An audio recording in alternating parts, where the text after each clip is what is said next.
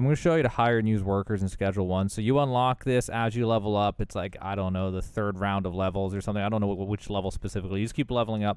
You go to this warehouse after 6 p.m., and there's a door there. You knock on it. If you can get in, you're high enough level. There's a guy when you come up here, so you go up the stairs. Up here, there's this guy. You talk to him, hire an employee, and let's say a chemist. There's all these 4 different ones: clean, grow the plants, move things around for automation, and chemist, which they're all required for automation, except for the cleaner right now. When you pick them, you can pick which property they go to. Each one has an employee limit. Sweatshop is 1 employee, bungalow is 5, and then the barnyard and docks warehouse both can have 10. We're going to pick bungalow in this case.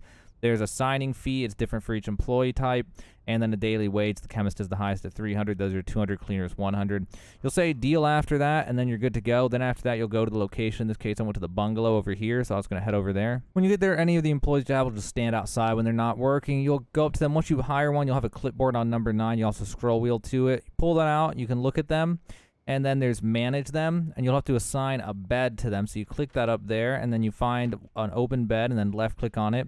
And then you can also assign stations. We'll go through what each employee does real fast. So this one, the chemist, we can assign him to a mixing thing, or we can also set him to a chemistry bench or a lab oven. So we can assign him to use these stations. And same thing for the chemistry bench or a lab oven. And all he'll do is he'll just go and start them basically. And also, when you assign these, you can also pick their destination. And whichever employee uses these things, that's the one who will take it to his destination. So then for the botanist, you're going to go up to them, and they have a bed as well. They'll have a supply rack, which is where they're going to get their soil and their seeds from, cocoa, or for growing weed. And then for pots and whatever, pots and drying racks, you'll just click on this and then select a thing. And if you want to deselect it, you'll do the same thing again to just deselect them all. I already have them all selected is what's going on here. But normally you click it, click on a pot, click it, click on a pot or a grow station. And then that'll assign them to do it. As long as this thing has supplies, then they'll grab them, they'll go use them. And then after that, you have to remember for each one of these ones, you have to go to them, pick a destination for each of the pots. And the botanist will also take them to their destination. So that's all through that. Then we have the handler. And go to the handler, bed as well. They are the ones who use packing stations, same as the chemist, but for packing stations.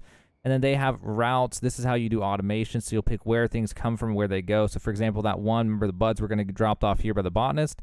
So you could say take the buds from there and put them in the mixing station. And then I already had a whole bunch of things assigned, but then the mixing station, the chemist would take it from the next place to the next place.